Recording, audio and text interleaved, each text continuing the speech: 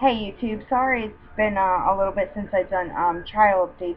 I'm actually trying to catch back up because I had left out of town for a few days. But let's go ahead and continue with day 12 on 6/7/2011 of the Casey Anthony trial. The state witness calls Gerardo Belosi for the second time, um, talks about the trash that came from Casey's car.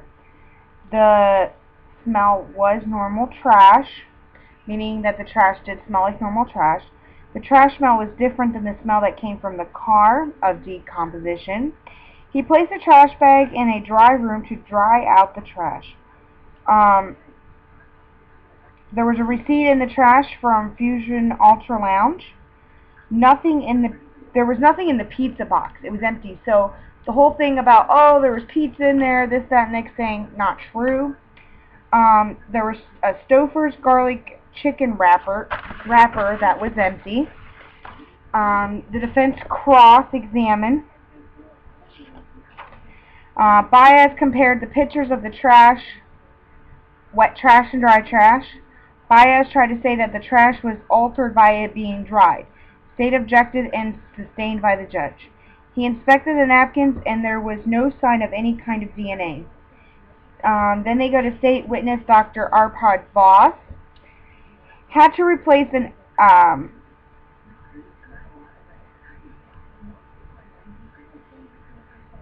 they had to call him back just because they had to replace an evidence can.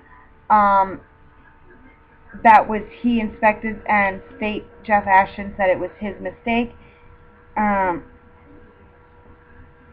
The defense crossed and asked him, "You don't handle evidence all that often." He agreed. State witness Dr. Michael Rickenbach, FBI forensic chemist examiner. Oh, I want to go back to the mistake that the state made. I honestly think, yes, it was an honest mistake because there were several cans that, they all looked alike and everything.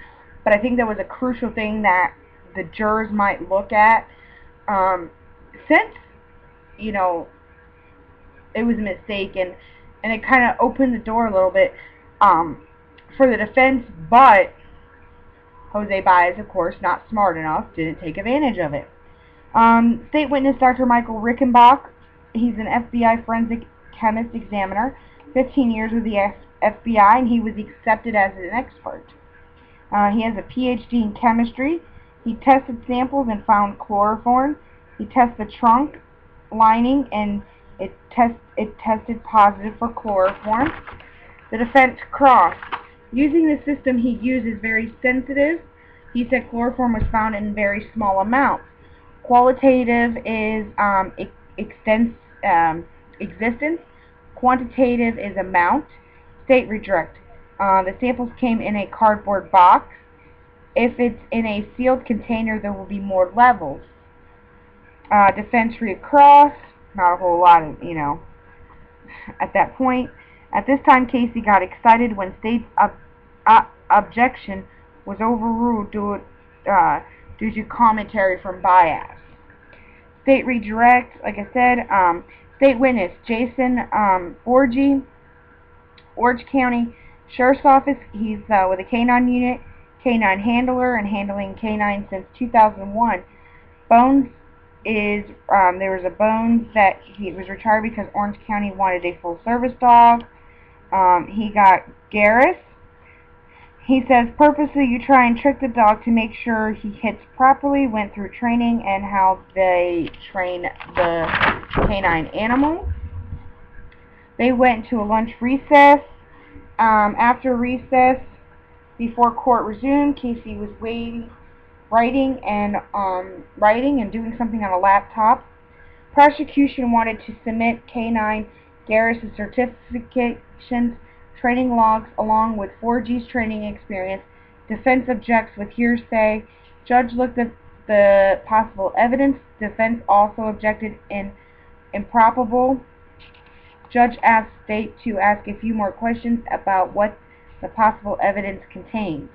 These documents are on record at Orange County Sheriff's business records. Defense asked questions of these documents. He's in charge of the records and logs. Judge admits them into evidence. In November 2005, first training Garris went through. At this point, Casey is looking through stuff while testimony is going on.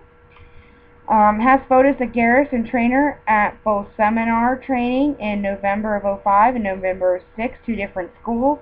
One basic cadaver course and a second advanced cadaver course.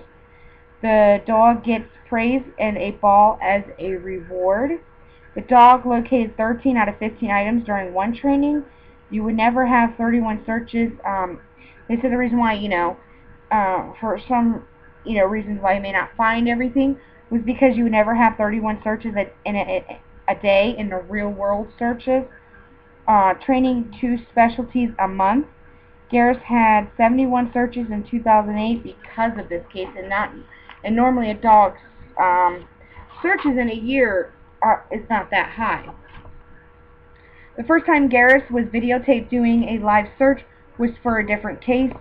The trainer, the handler, asked the sheriff's office helicopter to stay in the area because of spotting of an alligator. Jury saw a video of Garris making an alert on a different case. Working with cadaver dogs for 5 years. He said could definitely smell human remains. Decomp from experience because he's a deputy. Asked individuals to move car outside when they went to go look at the car in a clean air and out of their bay. Swept car in front of Casey's car. It was a blue vehicle. First swept around the car door. The car doors were closed. First pass, Garris started to alert on trunk. Second time, dog put front paws up on the trunk. The handler kept walking. Dog got down and went to the rear passenger taillight and went to a final alert down. Next day, he went to Anthony's home, alerted on next to the playhouse. They had another dog come in. Defense cross. It's not common to videotape real searches. Jose pulled out a handbook. Says you may use a video camera and jury can see it. Trains dog a couple times a month. Real world fines or unknown fines for dog and handler. State redirect.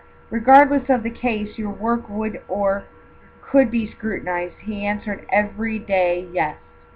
Out of over 3,000 calls, it's been videotaped very few times. Dog will not alert to cheese. A package that used to have chicken in it or trash. Defense recross. In other cases, when there was an alert, there was a fine with that specific dog. So that's the end of day 12, and my next video will be day 13 of the state of Florida versus Casey Anthony.